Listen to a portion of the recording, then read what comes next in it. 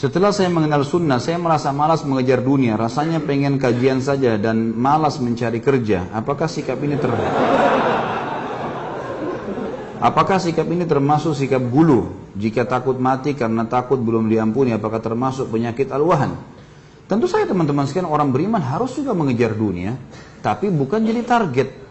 Dalam surah Al-Qasas Allah sebutkan, A'udzubillahi minasyaitonirrajim, wabtaghi fima ataqallahu daral akhirah wa la tansa nasibaka minad dunya.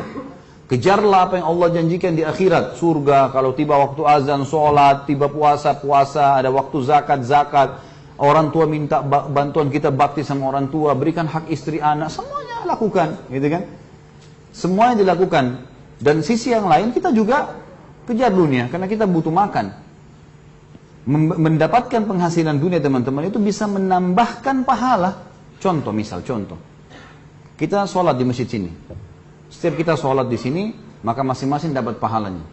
Imam dan muadzin panen pahala kita karena memimpin kita. Gitu kan? Baik, ada orang mungkin tidak hadir di masjid ini tapi dapat pahala kita semua. Siapa mereka? Pembangun masjid ini. Pakai apa dia bangun? Pakai duit. Kalau tidak ada duit bagaimana caranya? Berarti dia bisa panen akhiratnya dari uangnya. Makanya kata Nabi SAW, Ni'mal malus salih fi yadi abdus salih. Sebaik-baik harta yang ada di tangannya orang saleh. Salah teman-teman sekalian kalau antum sudah mengenal sunnah lalu antum malas mencari rezeki halal. Salah. Kata Nabi SAW, orang yang keluar mencari rezeki yang halal seperti mujahid di jalan Allah. Ada pahalanya. Saatnya nutut ilmu. Malam hari begini, atau lagi di kantor dengarin, gitu kan. Tapi jangan memvakumkan diri sehingga kita akhirnya diminta-minta sama orang. Gitu. Enggak, tunjukkan kemuliaan. Makin kenal sunnah, makin punya pendapatan yang halal. Makin kaya, ya, makin punya penghasilan, makin royal membantu orang lain. Sebarin buku-buku agama, sebarin Al-Quran. Kerja, gitu kan.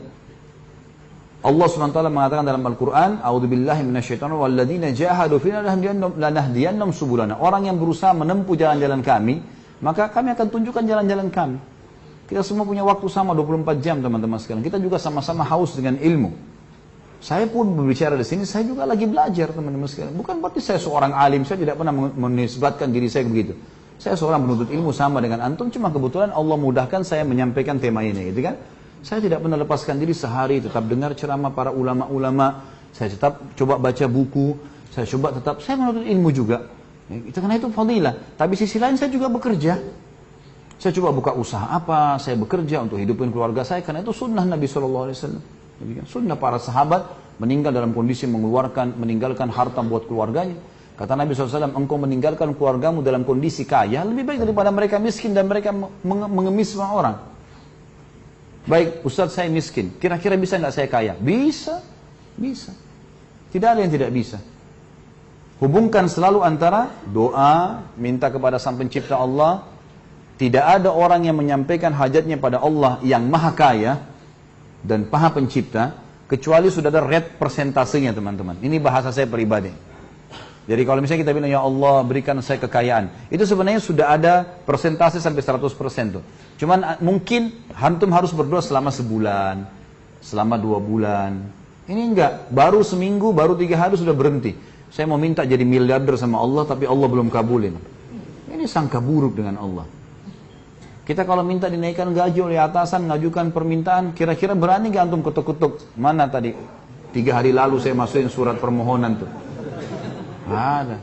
Bahkan atasannya lewat dia sembunyi dulu. Gitu kan. Bagaimana dengan Allah? Ngeluh, sabar. Ada proses dengan Allah itu maha pengasih kok. Ngerengek sama Allah, Allah kasih. Gak usah khawatir. Tapi ada rate-nya, sabar. Karena Allah akan menjawab kita sesuai dengan kadar permintaan. Ingat, Nabi kita Muhammad SAW suri teladan terbaik. Waktu itu Allah janjikan buat beliau menang di perang Khaybar. Jelas.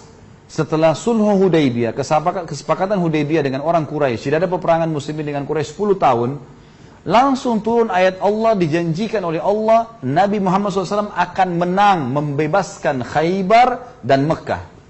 Baik, apa yang Nabi kerjakan teman-teman sekalian? Apakah kembali ke Madinah, duduk manis di rumahnya, sudah Khaybar akan di tangan saya? Tidak. Boleh bentuk pasukan, berangkat ke Khaybar, serang. Ada sahabat yang mati syahid, ada yang luka, tapi menang ujung-ujungnya. Berarti jawaban Allah, janjinya datang dengan ikhtiar manusia kita.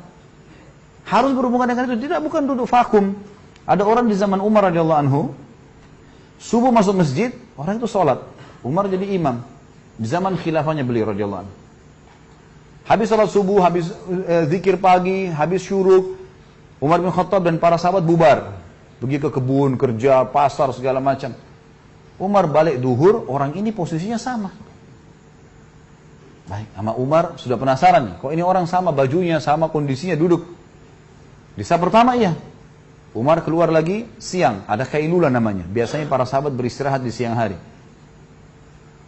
Umar pulang, balik asar, karena khalifah jadi imam.